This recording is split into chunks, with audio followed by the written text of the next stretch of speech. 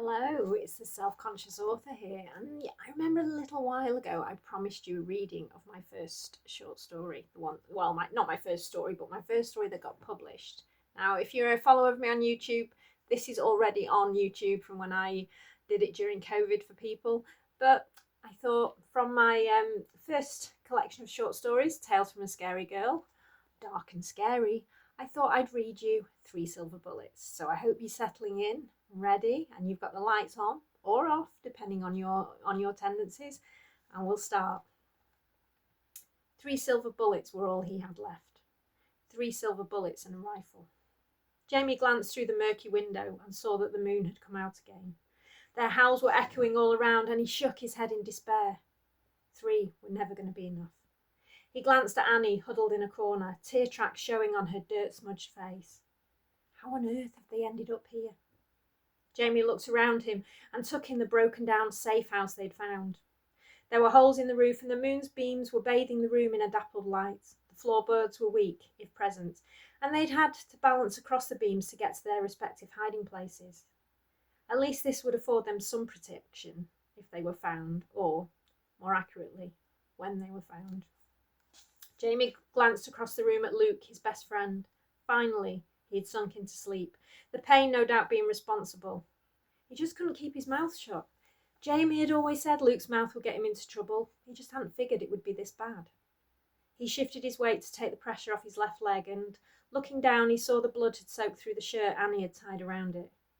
It was no good. They were never going to get out of here, not unless they could last until morning. Jamie looked at his watch. 3 hours until dawn. There was hope. This hope vanished as he saw movement at the edge of the woods. He grabbed his binoculars and focused on what he'd seen. There were about 8 or 9 of them. A pack. The one in front raised its nose to the air and sniffed, fixing its gaze on the house. Jamie pulled back, dropping his binoculars as he did so. They hit the floor with a resonating bang. Shit, he muttered and looked back out of the window, but could see nothing at the edge of the woods now. Had they heard? Had they seen him? Questions raced through his mind and he began to panic. Jamie's hands were clenched into fists and he could feel the bullets cutting into his palm. Damn it! This was not what he'd had in mind when they'd agreed to this trip. But, as usual, he'd been overruled by Annie, Luke and the others. And now look at them. Now they were 3. Jamie shuddered as he thought of what might have happened to the others. 10 was a safe number to come into the woods with, but not to split up. What on earth had possessed them to split up in the first place?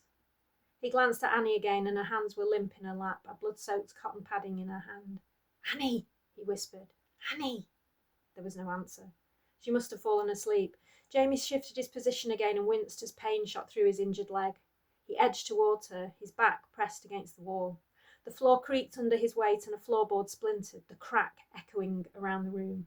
Jamie held his breath and listened. Nothing. Jamie, is that you?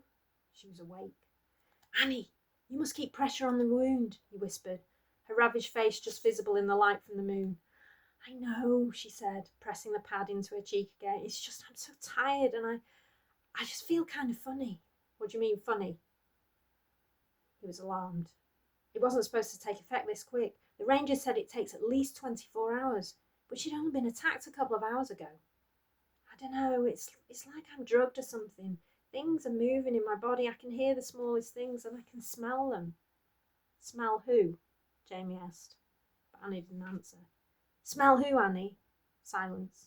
She'd fallen asleep again, her wounded cheek pressed against her palm. Hell, if she was feeling like this now, then Luke must be even worse, he thought, and looked across at Luke again. He was covered in blood. His attack had been ferocious.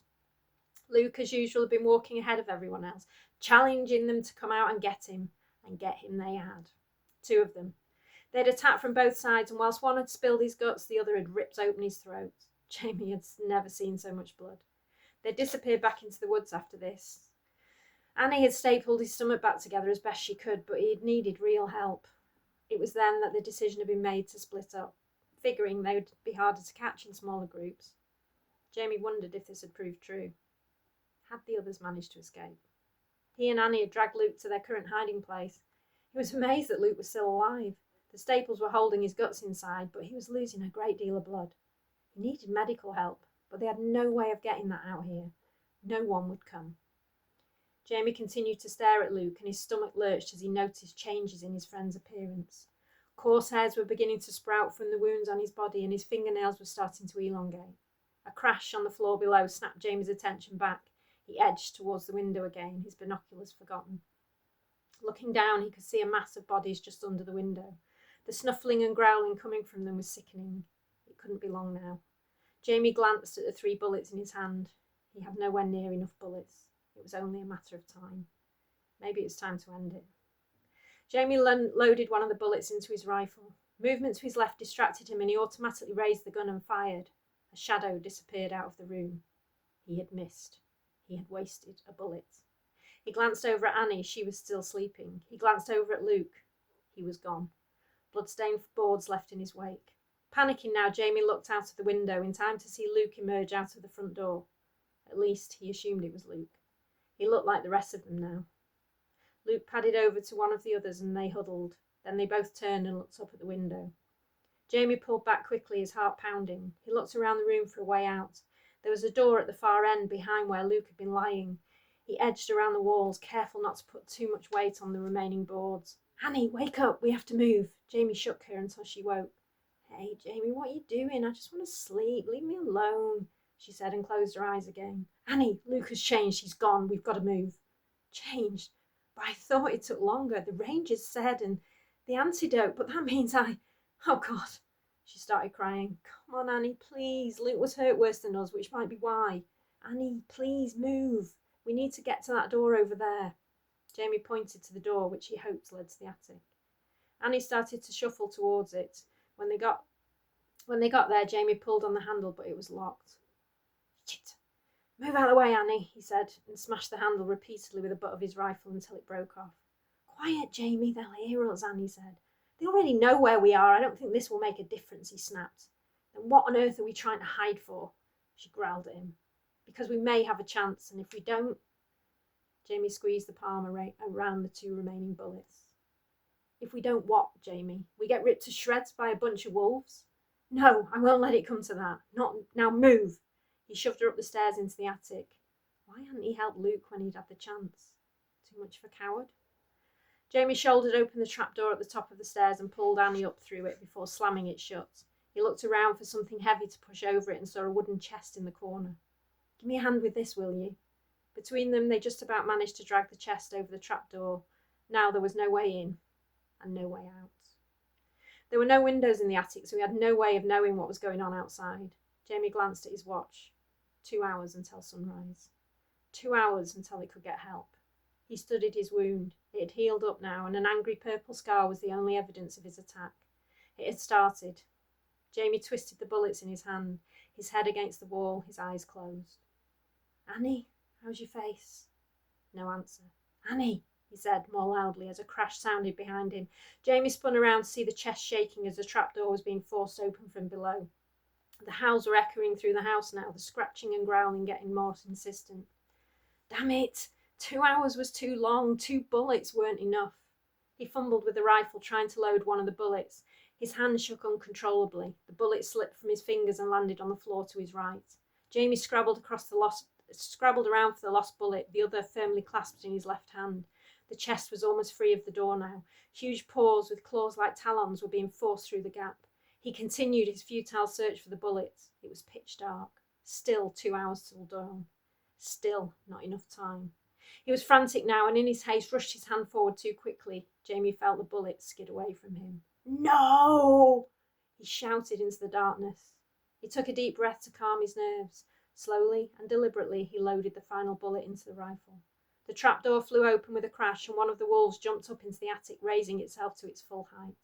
The others followed. Jamie backed away towards Annie. He had to protect her. 1 bullet wasn't enough. "Annie, for God's sake, answer me!"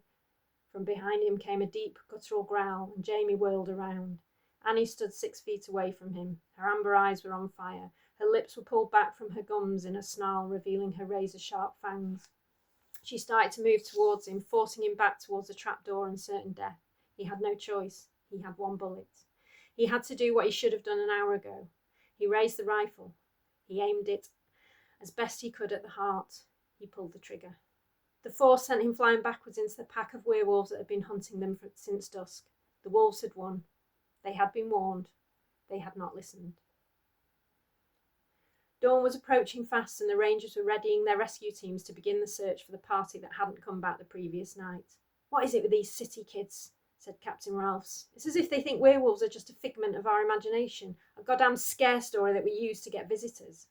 He walked off towards the trail, leaving his team standing there looking at their feet.